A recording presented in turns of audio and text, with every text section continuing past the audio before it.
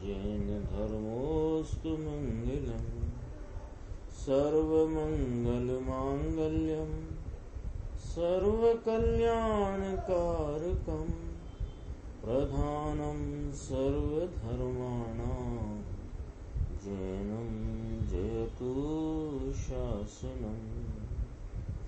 मैं नमो तीर्थनायक को, नमो ओंकार वाणी को, नमो उन कुंद प्रभु को जिन्होंने ओंकार धारण की। अहो उपकार जिनवर का, कुंद का दिव्य वाणी का, जिन कुंद ध्वनि दाता उन कहान स्वामी का। सर्वव्यापीक चिद्रूप स्वरूपाय परात्मने, सोपलब्धि प्रसिद्धाय ज्ञानानंदात्मने नमः। प्रवचन सार जी परमागम ग्रंथ, इसके चरणान योग सूचक चूलिका ग्रंथ की अधिकार की मोक्ष मार्ग प्रज्ञापन नामक जो अंतर अधिकार है, उसकी अंतिम दो गाथाएं हैं। 243 नंबर की गाथा की स्वाध्याय अपन ने कल प्रारंभ की थी। इसमें आचार्य परमात्मा फरमाते हैं कि एकाग्रता ही मोक्ष मार्ग है, इसलिए अनेकाग्रता को मोक्ष मार्ग सिद्ध नहीं होता। यहाँ समझाना है कि अनेकाग्रता को मोक्ष मार्ग की सिद्धि नहीं है।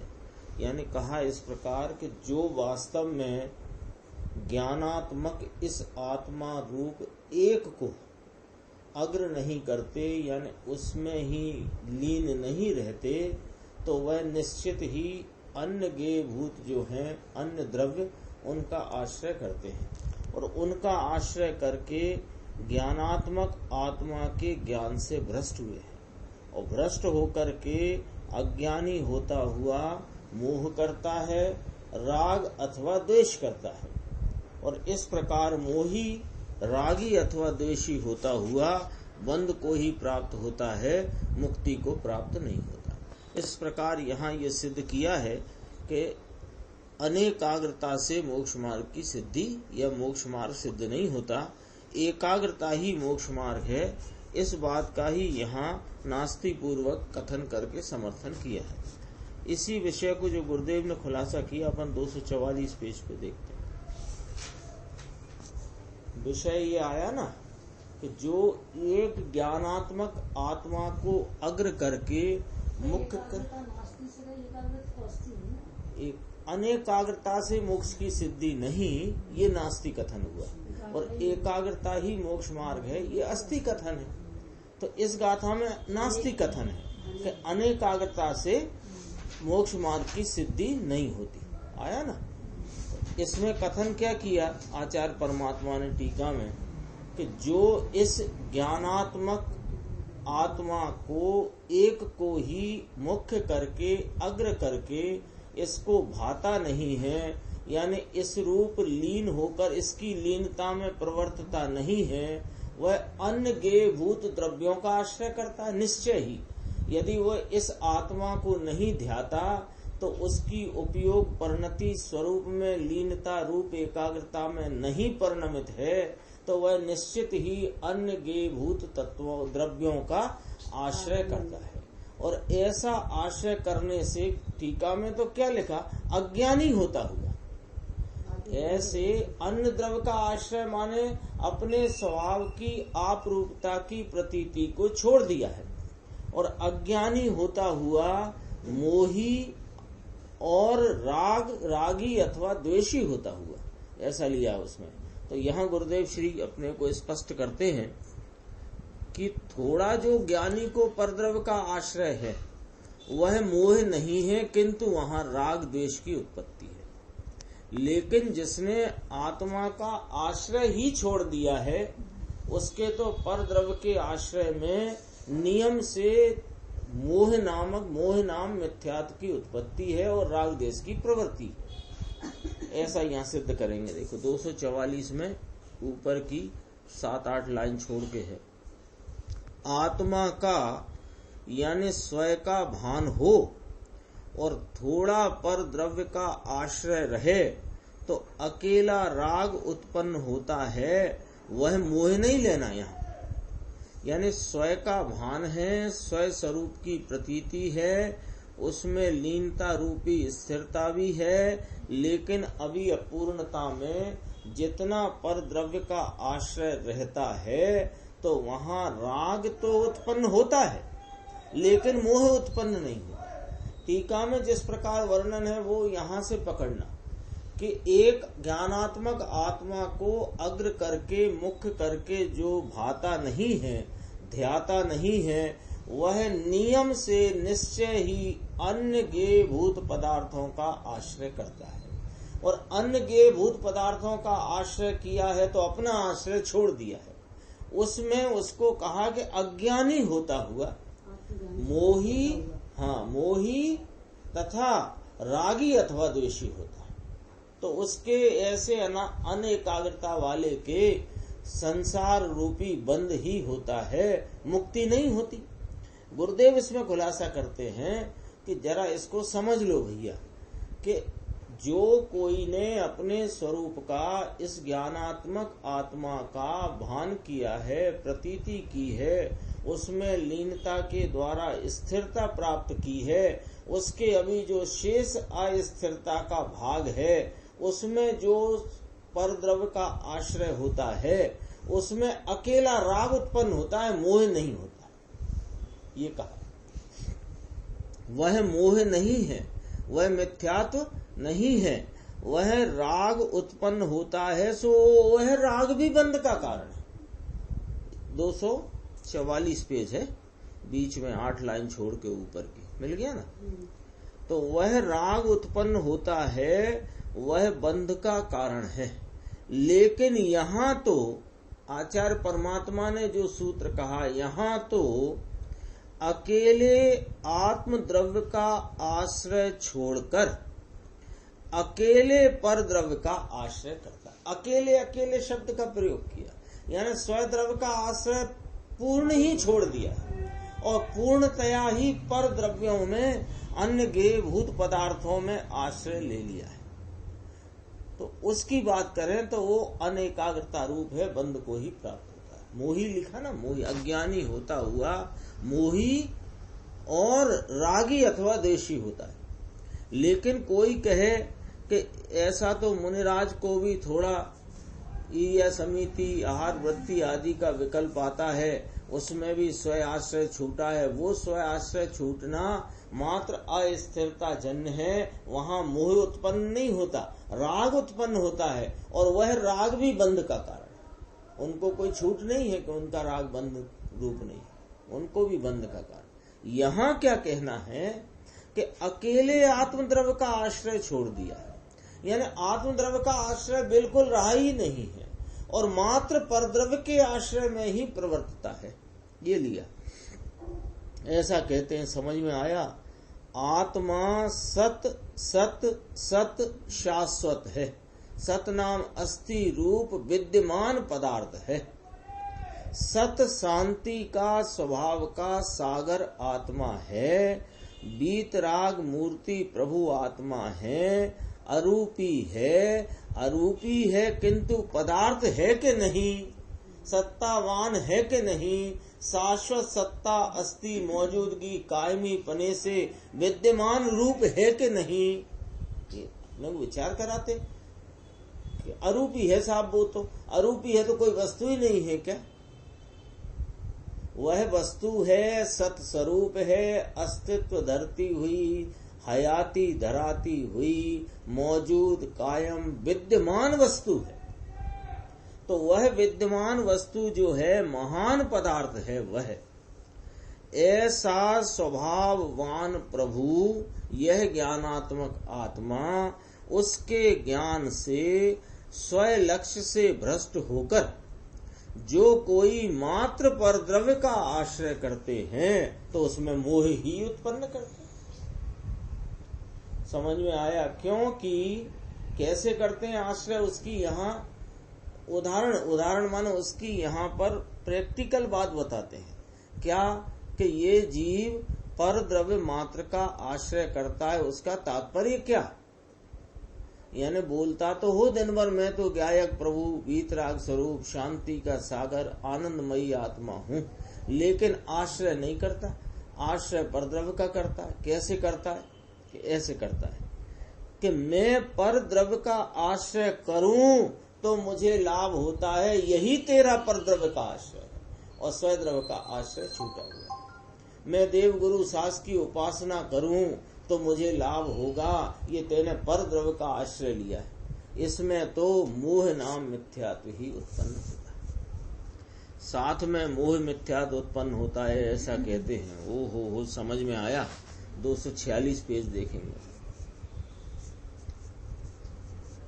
246 पेज पे गुरुदेव ने एक भाव पाहुड़ की 83 नंबर गाथा ली है, अपन उसको देखते हैं। देखो गाथा भी लिखी है उसमें। पूयादि सुबय सहियम पुण्यम हिजणे हिम सासणे भणियम मोह खोह विहीणो परिणामो अपणो धम्मो।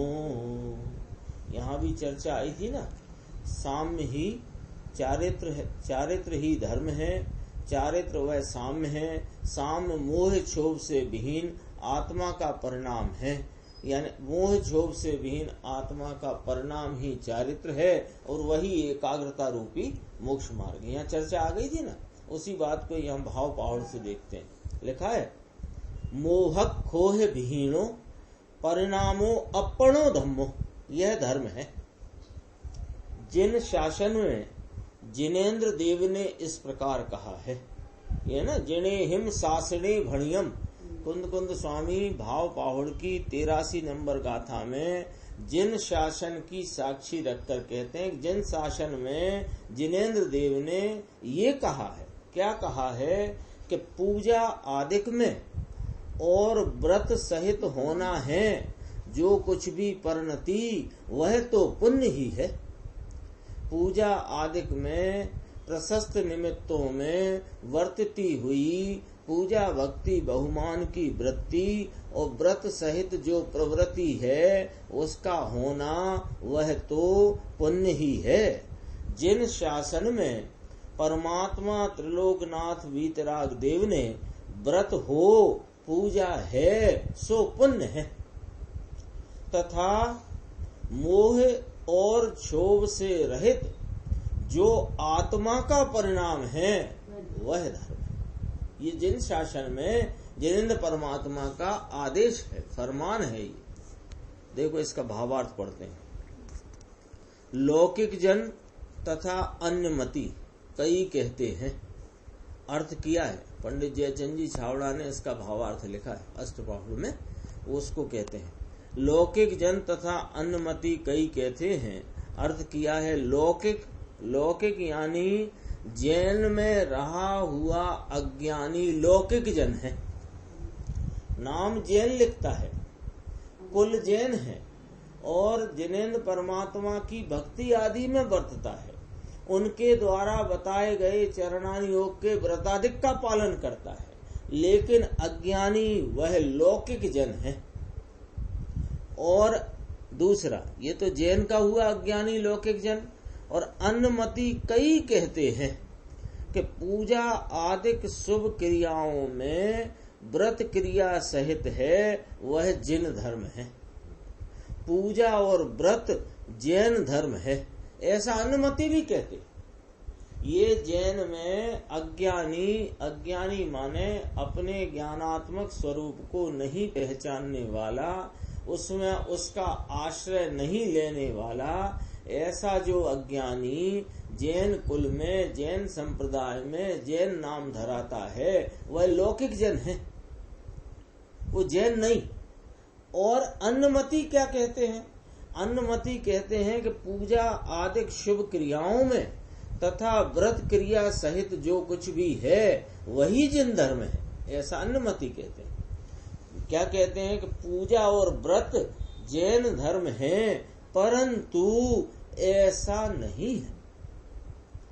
जिन मत में तो जिन भगवान ने, जिन मत माने जिनेन्द्र परमात्मा के शासन में, वीर प्रभु के शासन में, जिनेन्द्र परमात्मा महावीर भगवान ने तो इस प्रकार कहा है, ऐसा भी पढ़ सकते हैं। जिन मत में जिन भगवान ने, अभी क्या चलता है, वीर प्रभु का शासन चलता है।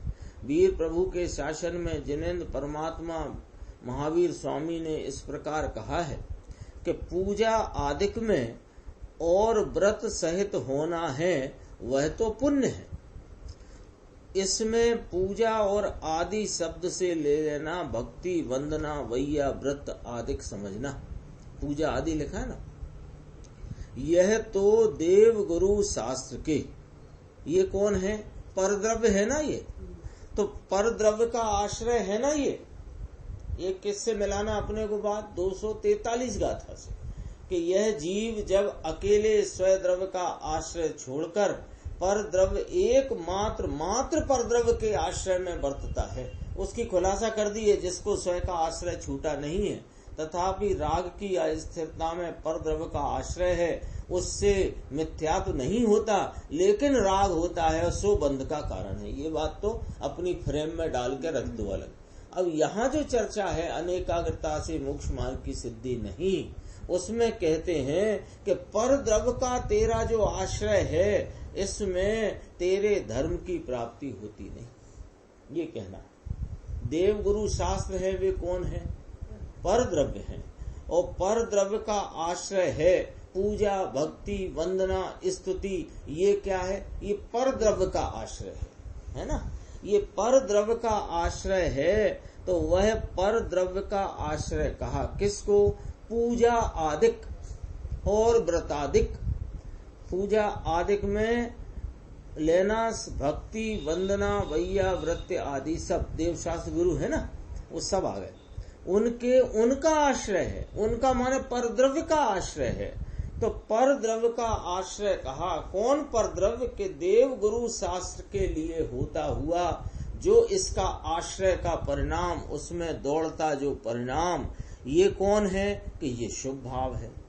पूजा, भक्ति, वंदना, वैया, व्रत, उपवास आदि व्रत हैं, वह शुभ क्रिया है। इनमें आत्मा का राग सहित जो शुभ परिणाम है उससे पुण्य कर्म होता है, यानी वो शुभ परिणाम के निमित्त से पुण्य रूप कर्म का बंधन होता है। ठीक है ना, पुण्य कर्म होता है का मतलब क्या, पुण्य रूप कर्म का बंधन होता है, बंध होता है। इसलिए इनको पुण्य कहते हैं और इसका फल स्वर्गादिक भोगों की प्राप्ति है, किंतु वह जैन दर्शन और जैन धर्म नहीं। इसको जैन दर्शन नहीं कहते, इसको जैन धर्म नहीं कहते। भाव पाहुड़ की 83 नंबर की गाथा है, अपने आ गया है, गुरुदेव कहते हैं स्वाध्याय उसकी हो चुकी है, उसमें आ गया है। और आत्म धर्म में भी वह प्रवचन छप गया है, तो सब आ गया है, समझ में आया। 248 पेज। यहाँ क्या लिया है कि जो परद्रव्य का आश्रय है वो परद्रव्य के आश्रय में नियम से इसको मोह की उत्पत्ति है। क्यों है कि इसमें मोह कहाँ से आ गया, अपने को ऐसा यहाँ विचार प्रश्न उठ सकता है। जो 83 गाथा अपन ने भाव पाहुड़ की देखी ना, इसमें यहाँ अपने चित्त में ये प्रश्न उठ सकता है कि महाराज ये बात सच्ची है कि देव गुरु शास्त्र परद्रव्य है और उनके प्रति जो उपयोग की वृत्ति है वो परद्रव्य का आश्रय रूप वृत्ति है। ये बात तो ठीक है साहब, लेकिन इसमें उनके प्रति पूजा का, भक्ति का, बहुमान का, वैया व्रत आदि का, उनके कहे हुए व्रतादि का पालन करने में उसमें पुण्य है, ये भी बात सही है। लेकिन मिथ्यात्व कहाँ से आ गया कि मिथ्यात्व यहाँ से आ गया कि ये इनका आश्रय करने से मुझे लाभ होता है, इसमें मिथ्यात्व आ गया।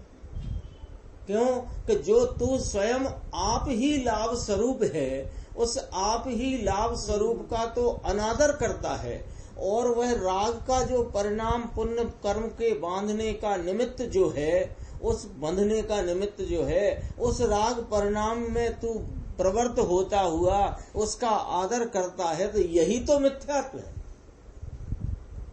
तो ये मिथ्यात्व का नाम जैन धर्म हो सकता है क्या? एक बात। दूसरी बात, जिस परिणाम से बंद होता हो वो धर्म हो सकता है क्या? और वह जिनेंद्र परमात्मा का शासन हो सकता है क्या? लॉजिक से विचार कर रहे हैं। ये तो गुरुदेव ने भावार्थ भी पढ़ा 83 गाथा का, उसका गाथा सूत्र भी पढ़ा और अन्वयार्थ भी पढ़ा। अपन ने उसको पढ़ करके अपन विचार करते हैं कि इसमें मिथ्यात्व कैसे घुस जाता है कि तेरे परद्रव्य के आश्रय में लाभ बुद्धि की जो प्रवृत्ति और मान्यता है यही मिथ्यात्व है। और मिथ्यात्व को कोई भी जिनेंद्र परमात्मा का शासन नहीं कहते और धर्म नहीं कहते। तो महाराज चलो धर्म नहीं कहते, पुण्य तो कहते हैं, तो पुण्य की अपेक्षा धर्म कह दो।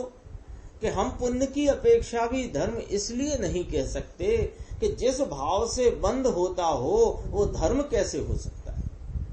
तब यहाँ अंत में कहा था ना, जो अपन ने पढ़ा, मोह खोह विहीनो परिणामो अपनो धम्मो धम। धर्म तो इसको कहा है। कौन ने? जिनेंद्र परमात्मा ने। कहाँ पर? जैन शासन में। अब अपन यदि आगे नाम लिखते हैं जैन, मानते हैं जैन, अपने को जानते हैं जैन, तो जैन शासन की बात मानने वाले जैन हो कि जैन शासन का विरोध करने वाले जैन? जैन की परिवार, हाँ, जिसने जिनेंद्र परमात्मा के द्वारा बताए हुए मार्ग को जानकर अपने जिन स्वरूप आत्मा को पहचाना है वो जैन है। कल अपन ने पढ़ा था, घट घट अंतर जिन वसे, घट घट अंतर जैन, और मत मदिरा के 500 मत वाला समझे न।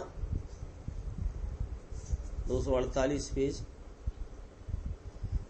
247 के नीचे से पढ़ते हैं, ये विषय पूरा होता है। 244 गाथा प्रारंभ करेंगे। नीचे देखिए 247 के नीचे 3 लाइन। बंद को ही प्राप्त होता है परंतु मुक्त नहीं होता, मिथ्यात्व से मुक्त नहीं होता, ऐसा कहते हैं भाई। कौन? कि पर द्रव्य का आश्रय करके स्वयं द्रव्य का आश्रय छोड़ता है वह मिथ्यात्व को प्राप्त होता है। तो मिथ्यात्व से मुक्ति होती नहीं, क्योंकि मिथ्यात्व तो संसार का बीज है, ऐसा कहते हैं। समझ में आया? इससे अनेकाग्रता को पहले एक अग्र कहा था ना, एक अग्र कौन? कि यह ज्ञानात्मक आत्मा। ऐसे यह ज्ञानात्मक आत्मा के अतिरिक्त जो कुछ भी है वह कौन है? कि वे अनेक है। वह अनेकाग्र भगवान आत्मा अपना स्वरूप आनंद का एक का लक्ष्य, विषय, ध्येय, अनुभव को छोड़कर अनेक अग्र यानी अनेक विषय, अनेक ध्येय, दूसरे अनेक पदार्थ अनंत हैं, उनको अग्र यानी विषय बनाता है। उसको मोक्ष मार्ग सिद्ध नहीं होता। मुक्ति का मार्ग, उसको मुक्ति का मार्ग नाम सम्यक दर्शन सिद्ध नहीं होता, सम्यक ज्ञान सिद्ध नहीं होता, सम्यक चारित्र सिद्ध नहीं होता, बंद मार्ग सिद्ध होगा।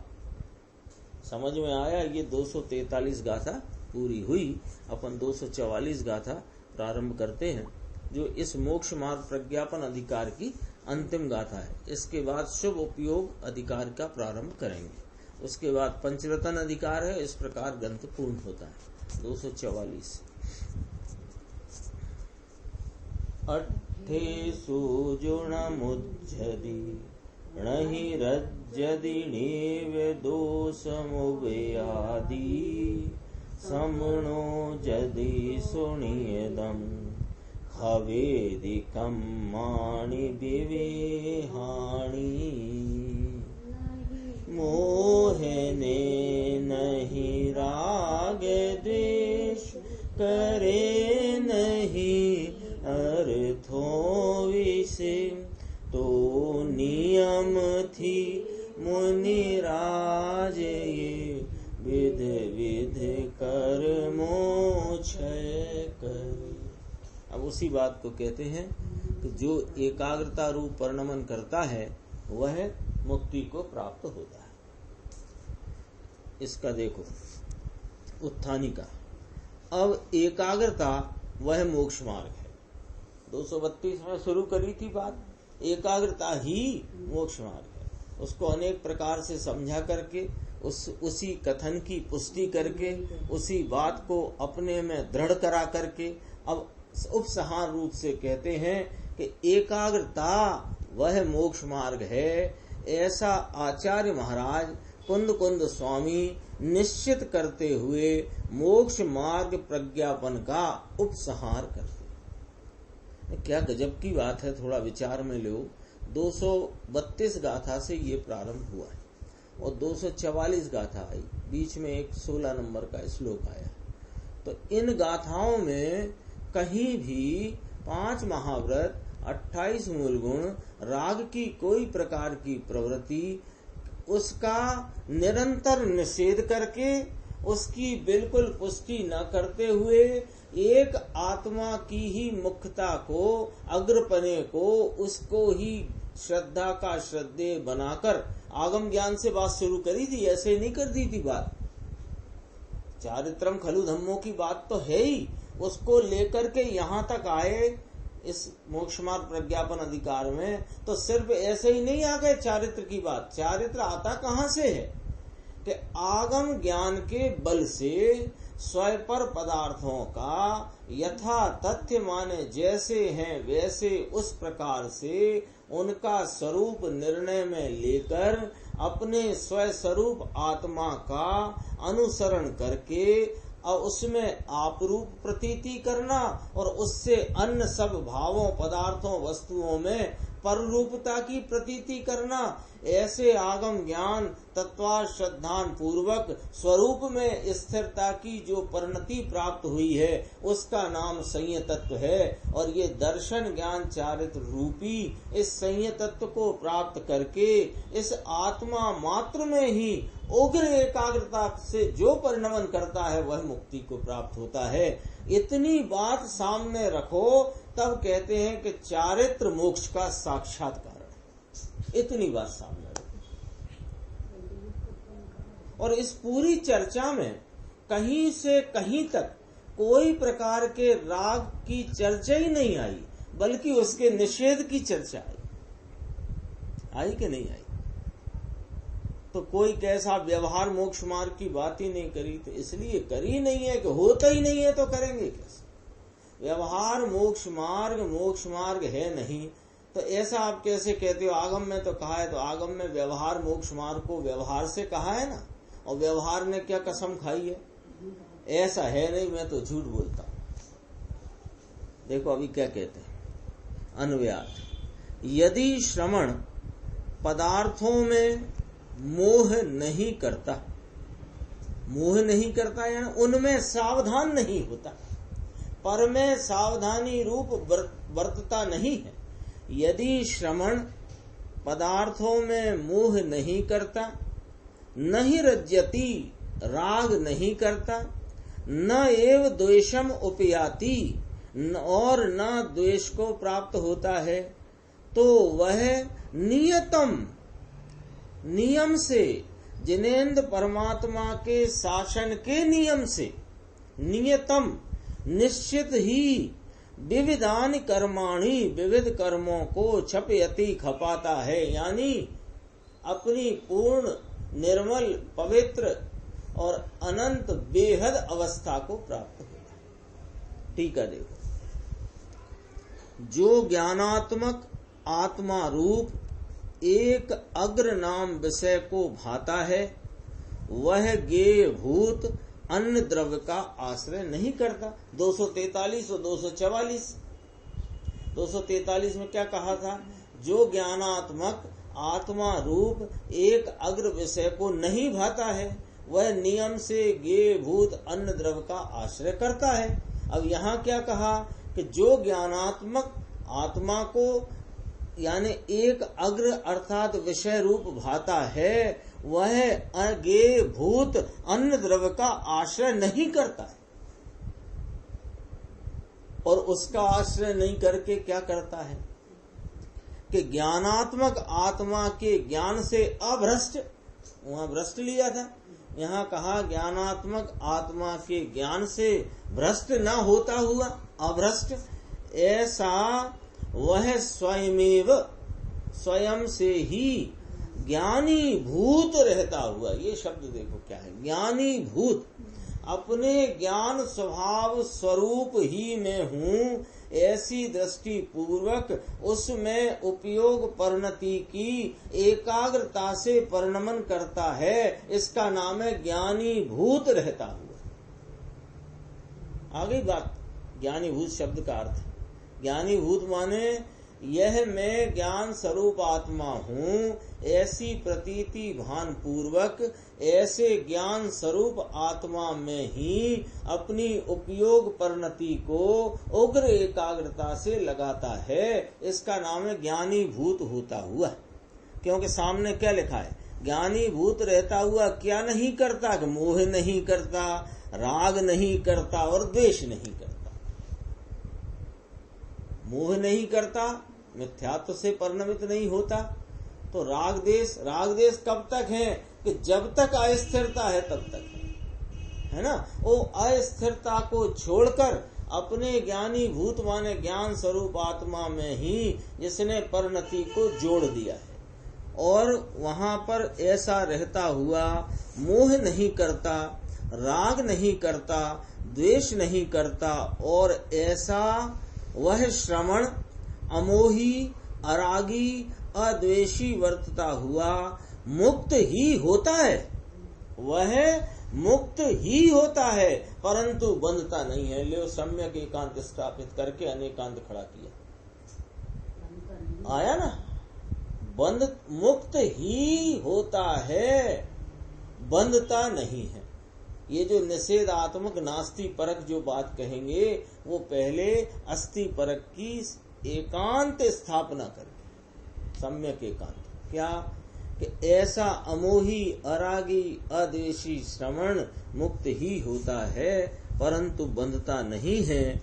इससे एकाग्रता को ही मोक्ष मार्गत्व सिद्ध होता है। आ गया, ये 244 गाथा पूरी हुई। इस प्रकार मोक्ष मार्ग प्रज्ञापन समाप्त हुआ। गुरुदेव का अपन इसमें देखते हैं विषय क्या उन्होंने खुलासा किया है।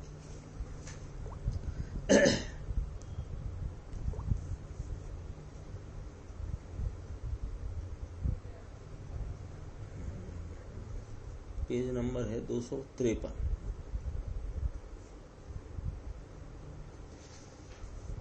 इसमें एक बहुत अच्छी चर्चा आई है, अपन देखते हैं। ऊपर से 12-15 लाइन छोड़ के दूसरा पैराग्राफ। भाई, स्वयं द्रव्य अंदर ज्ञानानंद है प्रभु, जिसमें महा आनंद ज्ञान केवल ज्ञान आदि निधान पड़ा है। अरे इतना बड़ा आत्मा, ऐसा आत्मा, ये क्या है? ये क्या कहते हैं? किसको अग्र करने की बात कही कि एक ज्ञानात्मक आत्मा को ही जो श्रवण एक अग्र करके माने उसको ही विषय बना करके जो उसमें प्रवृत्ति करते हैं, वे ही मुक्ति को प्राप्त होते। यही कहा ना। तो कौन है वह ज्ञानात्मक आत्मा? उसका जरा वर्णन करते हैं थोड़ा सा संक्षेप में, कि यह स्वयं द्रव्य अंदर ज्ञानानंद है प्रभु, जिसमें महा आनंद और महाज्ञान केवल ज्ञान आदि निधान पड़ा हुआ है। अरे इतना बड़ा, इतना महान आत्मा कौन? कि ये मैं ऐसा महान आत्मा। तो इसको क्या आश्चर्य लगता है? इसको लगता है कि मेरे तो परिणामों की यदि मैं स्वयं ही विचार करता हूँ तो मेरे स्वयं ही कपकपी दौड़ जाती है। मेरे परिणामों की क्या गति बन रही है, मतलब उनकी चाल क्या है, उन परिणामों को ही यदि मैं विचार में लेता हूँ तो मेरे तो जमीन से, पैरों से जमीन निकलती है नीचे से। तो बहुत से परिणाम तो मेरे वचनों में आते नहीं, और बहुत से जो वचन में आते हैं लेकिन फिर भी क्रिया में आते नहीं। ऐसे परिणामों का अंदर जो चल रहा है मामला, यदि मैं उसको ही विचार में लेता हूँ तो मैं ही घबरा जाता हूँ। ऐसा आत्मा होगा क्या? इसीलिए तो विश्वास नहीं होता। क्या करता है कि पर्याय में झांकता है, पर्याय में इसके परिणामों की इतनी निकृष्टता चल रही है, उस निकृष्टता को देखकर जब ये इतने उत्कृष्ट तत्व की बात कहते हैं तो इसे विश्वास नहीं होता। तो कहते तू उधर देखता ही क्यों है? जो तेरा स्वरूप नहीं है वहां देखता ही क्यों है? यहाँ देख, महाज्ञानानंद, महा आनंद स्वरूप, ज्ञान केवल ज्ञान का निधान स्वरूप तू आत्मा है, ये कहा। देख, इसको क्या लगे, ये क्या आगम अनुसार बाहर की व्यवहार क्रिया में ठीक दिखे कि ये कुछ करता है, ये त्यागी है, लेकिन उसमें मिथ्यात्व के त्याग बिना बाहर का त्याग आया कहाँ से? बाहर में कोई ने त्याग किया हो, ब्रह्मचर्य ले लिया, कौन सा आजीवन, और अनेक प्रकार की त्याग वृत्ति में बरतता हो और मिथ्यात्व का त्याग हुआ नहीं है, इसको त्यागी कहना कैसे? कहना धर्म का त्यागी कहना लेंगे। इसमें देखो, भ्रांति तो पड़ी है, महाभगवान आत्मा का स्वयं आश्रय तो है नहीं, मिला आपको? उसकी महत्ता और महिमा तो अनुभव में भासित हुई नहीं, फिर तेरे लाख करोड़ क्रिया कांड करो, सब मिथ्यात्व का पोषण है, ऐसा कहते हैं। कौन कहते हैं? जिनेंद्र परमात्मा कहते हैं, आचार्य भगवंत कहते हैं, ज्ञानी धर्मात्मा कहते हैं। तब कहता है कि शुभ राग तो है ना, ये देखना बहुत गंभीर चर्चा है। इधर अपनी जो शल्य पड़ी है ना अनादि की, क्योंकि इतना सुनने समझने के बावजूद इस महान तत्व की ऐसी अद्भुत अद्भुत महिमा सुनने के बाद भी इसका आदर नहीं आता और राग का एक छोटा सा कषाय की मंदता का परिणाम उपजता है तो उसमें ऐसा बह जाता है कि मानो ये मैं ही हूं। उसके लिए तो ऐसी जो शुभ राग की परिणति में मजा माने धर्म मान करके ये उसमें लाभ मानकर जुड़ता है, इसलिए इसको इस आत्म स्वभाव के महान पने का इसको आदर नहीं आता है। ये लगता है ना भाई, अपने को कई बार ऐसा प्रश्न उठता है कि मैं गायक हूँ, मैं आनंद स्वरूप हूँ, मैं अतीन्द्रिय आनंद का पिंड हूँ, तो भी बात बैठती क्यों नहीं है सर? सुनते हैं तो लगता है कि हाँ बराबर ऐसा ही है। फिर क्या हो जाता है? फिर ये हो जाता है कि यहाँ जो तेरे राग की मंदता चली ना स्वाध्याय के काल में, ये मेरे बहुत अच्छा हुआ, ये यहाँ चला जाता है। यहाँ तुम अपने आत्मा का खून कर देते हो अपने के। ये बहुत गजब का, देखो 5-6 लाइनें शांति से देखना। तेरी लाख करोड़ क्रिया कांड करो, ये सब मिथ्यात्व का पोषण है। सीधा कहा है यहाँ ये वाली बात रख करके नहीं कहा उपादेय बुद्धि, हे बुद्धि। हमें मालूम है तेरी हे बुद्धि है ही नहीं, हे बुद्धि हो तो तेरे सम्यक दर्शन प्रकट हो जाएगा। तेरे उपादेय बुद्धि है किसमें? लाख क्रिया कांड में। तो यह सब मिथ्यात्व का पोषण है, ऐसा कहते हैं। तब वह जो त्यागी है हुआ है, अथवा जिसने त्याग में धर्म माना है, किसके त्याग में? बाह्य वस्तुओं के, उसमें धर्म मान करके कहता है, अपनी तरफ से तर्क रखता है कि महाराज शुभ राग तो है ना, ये आखिर कोई अशुभ तो नहीं है ना, ये कोई विषय भोग वासना का तो नहीं है ना, ये तो शुभ राग है, तो इसमें मिथ्यात्व का रस तो मंद पड़ता है ना। भूल गया भैया, तू भूल गया, तेरे जिनेंद्र परमात्मा के शासन के अभिप्राय को भूल गया। ये क्या कहे कि जितनी शुभ राग की वृत्ति चल रही है उसमें कम से कम कुछ नहीं है, भले बंद होता हो, लेकिन मिथ्यात्व का रस तो मंद पड़ता है। कह रहे भूल गए भाई साहब आप। अभी देखो क्या कहते हैं, क्या कहते हैं।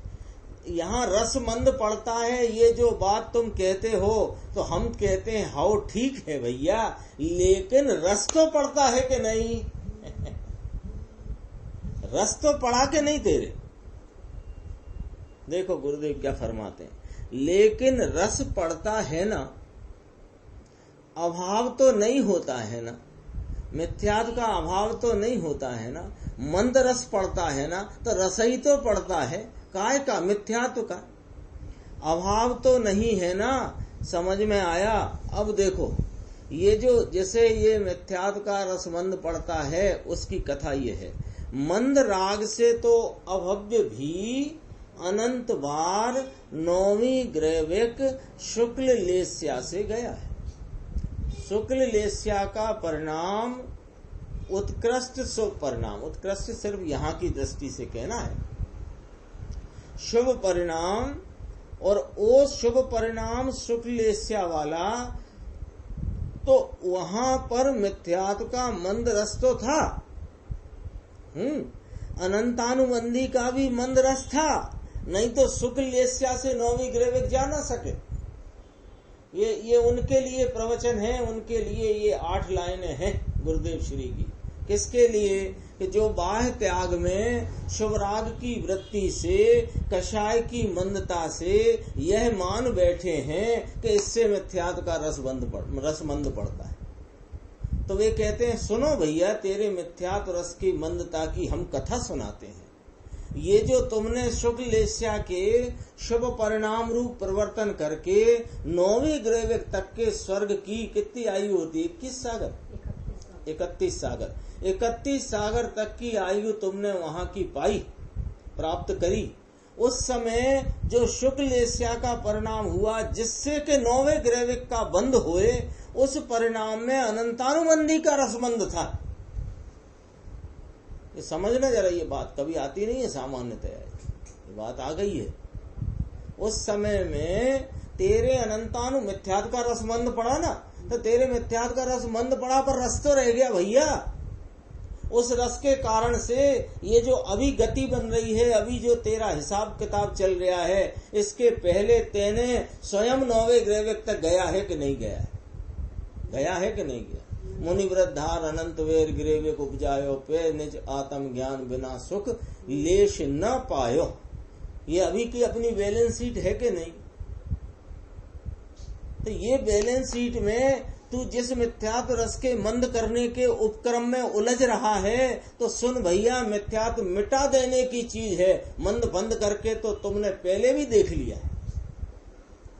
कौन सी मंदता का? जिसका तुम अभी माया जाल में फंसे हो, मंद करूंगा फिर चले जाएगा। ये मंद नहीं हुआ था तो तू गया कैसे 9वें? लिया कि नहीं लिया विषय? देखो, अनंतानुबंधी का भी मंद रस था, नहीं तो शुक्ल लेस्या से 9वीं ग्रैविक जा सकता नहीं। लेकिन उसमें क्या आया? 2 बातें इसमें सामने स्पष्ट होती हैं। बिल्कुल, क्या बातें स्पष्ट होती हैं? कि अनंतानुबंधी का रस मंद तेरा पहले भी हो चुका है, लेकिन मिथ्यात्व का अभाव नहीं हुआ। पहले जातम ज्ञान बिना सुख लेस ना पायो। तो ये तेरे क्या हुआ है? अभव्य को भी हो गया है। अभव्य किसे कहना? जिसके अनादि अज्ञान का कभी नाश नहीं होएगा, उसी को तो अभव्य कहा। और किसको अभव्य कहते हैं? अभव्य माने जिसके अनादि अज्ञान का कभी भविष्य में नाश होगा नहीं, ऐसे जीव की योग्यता के आधार पर उसको अभव्य कहा गया है। अब ऐसा जीव जिसकी 3 काल की योग्यता में मिथ्यात्व का अभाव और सम्यक रूपी ज्ञान का सद्भाव लिखा ही नहीं है ही नहीं है, वो भी मिथ्यात्व का रसमंद कर लेता है, ये कहना है। तो ये जो एक तुमने बाईपास निकाला है ना, शुभ राग में धर्म नहीं होता, लेकिन साहब मिथ्यात्व का रस तो मंद पड़ता है, ये जो तुमने बाईपास निकाला है, ये बाईपास भी जाकर के वहीं मिलता है, मिथ्यात्व के रास्ते पर, संसार के रास्ते पर। मिथ्यात्व का नाश तो एक बार में होता है। हाँ, चारित्र अनंतानुबंधी क्या है, एक शिवराग की वृत्ति जो देवगुरु शास, सच्चे देवगुरु शास के अवलंबन में जो भक्ति पूजा बहुमान का जो परिणाम आता है, वो परिणाम आता है उनके कहे व्रतादिक को पालने का परिणाम आता है। वो परिणाम इतने निरतिचार पूर्वक पालन करता है कि उस कषाय की मंदता में मिथ्यात्व का रसमंद पड़ता है, तब शुक्लेश्या का परिणाम होता है। ऐसा बराबर करना योग से विवेचन है। लेकिन हम ये कहते हैं कि मिथ्यात्व का रस कदाचित मंद पड़ भी गया है और तुम पाड़ने की जो कोशिश कर रहे हो वो तेरी इसलिए निरर्थक जाएगी कि पहले भी अनंत भवों में तुमने तो क्या, अवव्यों ने भी उस रस को मंदा कर लिया और 9वें ग्रेविक तक जा आए, लेकिन आज की तारीख में रिजल्ट तो शून्य का शून्य ही है, संसार का संसार ही है। ये कहना है। पर द्रव्य के आश्रय से मंद पड़ा है, अभाव नहीं हुआ। अभाव कैसे होता है मिथ्यात्व का? अब यहाँ पर 2 लाइन गंभीर। अभाव कैसे होता है मिथ्यात्व का? क्या पर द्रव्य के प्रशस्त निमित्तों के आश्रय में वर्तन करने से महाराज अभाव हो जाता है इस मिथ्यात्व का? बिल्कुल नहीं होता, अपितु उसकी पुष्टि होती है। 243 गाथा देख चुके अपन, अभी आई थी ना, जो जिसने स्वद्रव्य का आश्रय छोड़ा है उसको नियम से गे भूत अन्य पर पदार्थों का आश्रय होता हुआ वह मोही, रागी अथवा द्वेषी होता है और बंध को प्राप्त होता है। लिखा था यही बात, यहाँ आई देखो। अभाव तो स्वद्रव्य का आश्रय करे तो अभाव होता है। साक्षात समूह शरण में तीर्थंकर परमात्मा चौमुखी मुद्रा में वहां विराजते हों, जिनकी दिव्य ध्वनि खिरती हो और तुम अत्यंत उत्साह से, अत्यंत बहुमान से, यानी ऐसा बहुमान कि अभी तुम्हारा जो जीवन निकल गया ना 25-50 साल जो भी निकल गया, उसमें कभी ऐसा परिणाम यहाँ हुआ नहीं, उससे अनंत गुना मंद कषाय का बहुमान का परिणाम वर्तता हो, लेकिन वो जब तक उनका आश्रय है तब तक मिथ्यात्व चलेगा। स्वद्रव्य का आश्रय नहीं तब तक मिथ्यात्व का अभाव होता नहीं है। ये जिनेन्द्र परमात्मा के शासन का नियम। देखो, अरे रे, अभाव तो स्वद्रव्य का आश्रय करे तो मिथ्यात्व का अभाव होता है। समझ में आया? अरे रे, सत्य क्या सिद्धांत है, सत्य क्या वस्तु है, कभी समझा नहीं, समझने का प्रयास किया नहीं।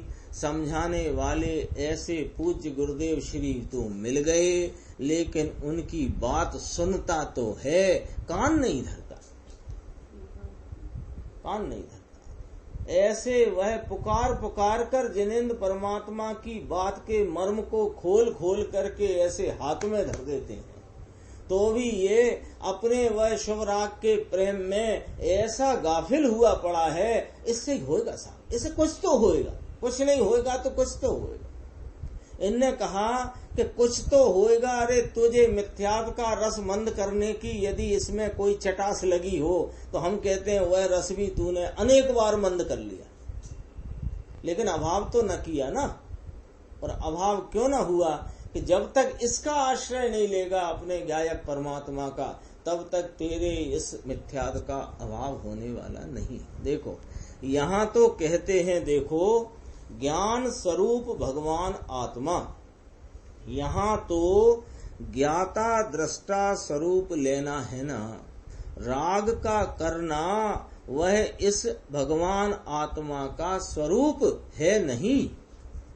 पुण्य का परिणाम, महाव्रत का परिणाम वह कोई आत्मा नहीं है, ऐसा कहते हैं। समझ में आया? देखो, व्रत का भाव, पूजा दया दान का भाव वह कोई आत्मा नहीं, वह तो आश्रव है, अनात्मा है। समझ में आया? अनात्मा को आत्मा मानकर अनादि से क्या चक्कर चल रहा है? अनात्मा को, अनात्मा माने पूजा व्रत भक्ति दया दान का जो परिणाम है वह आश्रव होने से अनात्मा है। ऐसे अनात्मा को आत्मा मानकर आत्मा से भ्रष्ट होकर उसमें रहते हैं, उसमें वर्तते हैं। वे क्या करते हैं कि मिथ्यात्व का पोषण करते हैं। लिखा है, साफ साफ लिखा है, गुरुदेव की भाषा है। कहो भाई कितना फर्क है तेरी मान्यता में और जिनेंद्र परमात्मा के मार्ग में, कितना फर्क है कि बहुत फर्क भाई। बापू सत्य तो सत्य रहेगा, किसी के कारण से सत्य दूसरा अन्य नहीं हो जाएगा। भाई कोई दुनिया ना माने।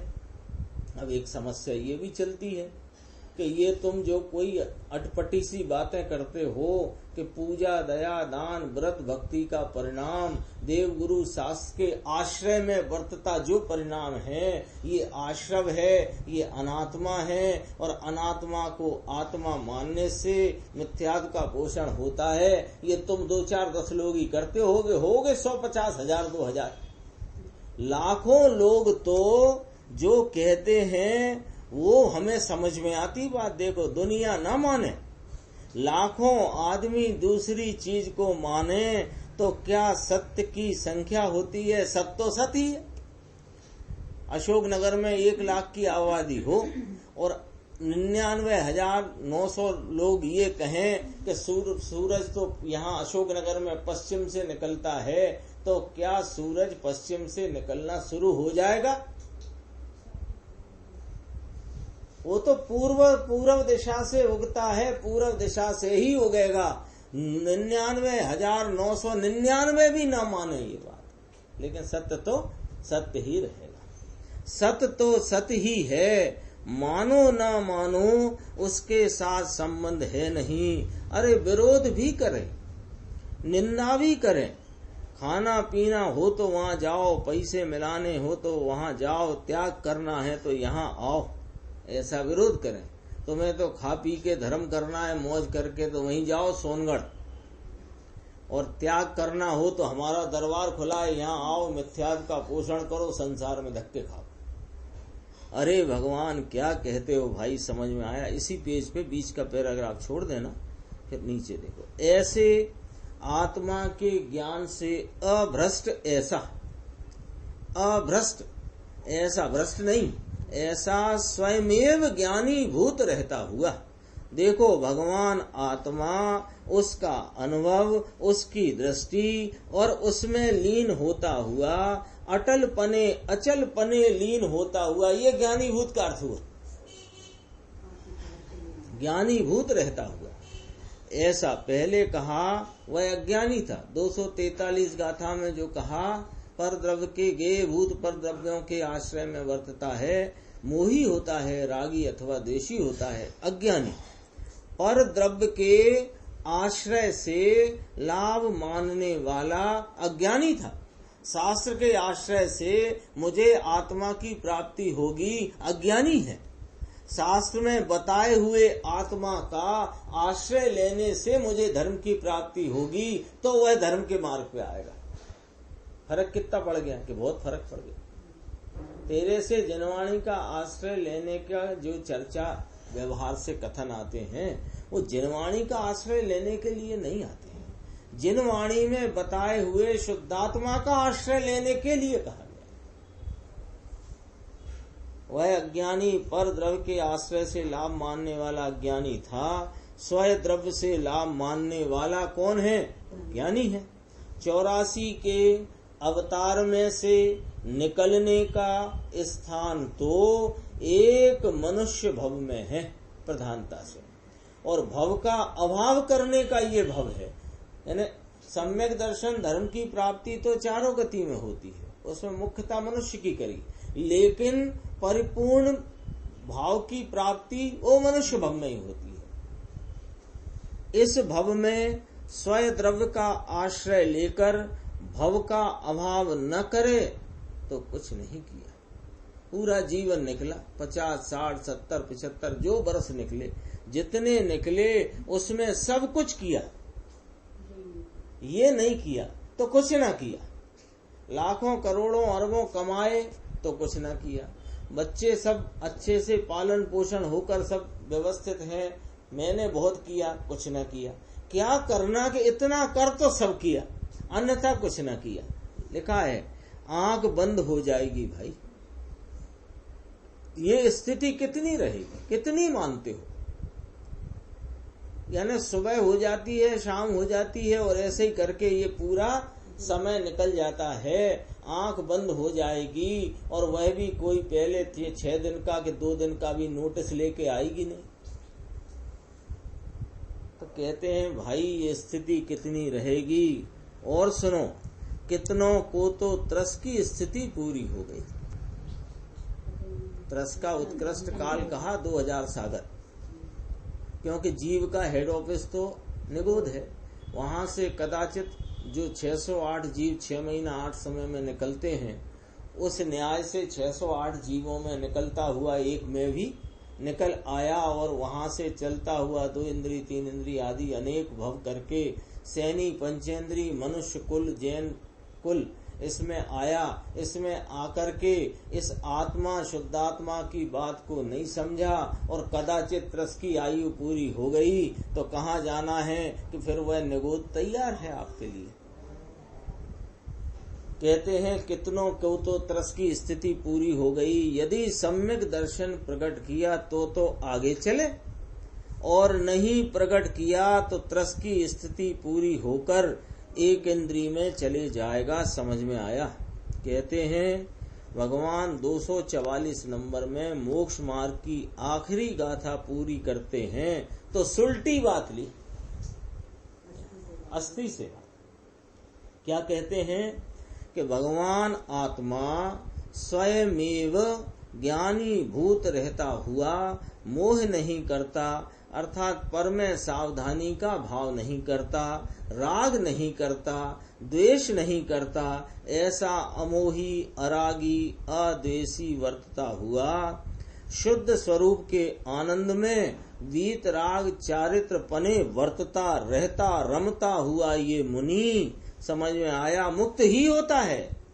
केवल ज्ञान प्राप्त करता है, अल्प काल में मुक्त हो जाता है। कलश आया था ना कल, अल्प काल में विकास को प्राप्त होता है, वह मुक्त ही है। आगे कहेंगे अरे ऐसे साधु वर्तमान में ही सिद्ध है। बात ऐसी है कि अपनी वस्तु और वस्तु का स्वभाव महासागर प्रभु, उसकी महिमा ही इसको आती नहीं, बाहर की महिमा है। समझ में आया? मैंने यह किया, मैंने दया पाली, मैंने व्रत किए, मैंने पूजा करी, बाहर की प्रवृत्ति खाने पीने की छोड़कर निवृत्ति ले ली है, बाहर की प्रवृत्ति से निवृत्त होकर एकाकार हो गया हूँ, अकेला हो गया। अरे क्या अकेला हुआ है? वह तेरी चीज में नहीं, जो राग उसकी ओर तो तुम पड़े हुए हो, और दो कला ही हो। दो कला माने तुम कहते हो मैं तो अकेला एकांत में रहता हूँ, मैंने सब स्त्री पुत्र धन दौलत छोड़ दी है, अब मेरी कोई इनमें प्रवृत्ति है नहीं, तो मैं तो एकला हूँ। एकला कहाँ राग में पड़ा है, दोकला है। पर द्रव्य के आश्रय से राग और ये छूटा है तो मानता है मैंने छोड़ दिया है। मैं जंगल में रहता हूँ, वह तो अनेक है भाई, एक नहीं, और उस अनेक का आश्रय करता है, ये एक का आश्रय है नहीं। समझ में आया? विषय अपना पूरा हो गया है इस संबंध में। आखिर की एक लाइन पढ़ लेते हैं, देखो 258 नंबर पेज पे पूरी बात हो जाएगी। 2 लाइन छोड़ के 258 आखिर में कहा, एक स्वयं द्रव्य के आश्रय से ही सम्यक दर्शन, सम्यक ज्ञान, सम्यक चारित्र होता है। स्वयं द्रव्य के आश्रय से तो वीतराग भाव उत्पन्न होता है, पर द्रव्य के आश्रय से राग उत्पन्न होता है। पर द्रव्य के आश्रय से जो राग हुआ वह मोक्ष मार्ग है नहीं, ऐसा सिद्ध कर दिया। मोक्ष मार्ग 2 हैं ऐसा है नहीं, मोक्ष मार्ग एक ही है। ये बात 244 गाथा मोक्ष मार्ग प्रज्ञापन अधिकार की अंतिम गाथा की यहाँ तक चर्चा आई है। समय तो हो गया है, एक भजन है, ये खाना भी भेजा था मैंने, एक और भेजा। शांति सुधा बरसा है,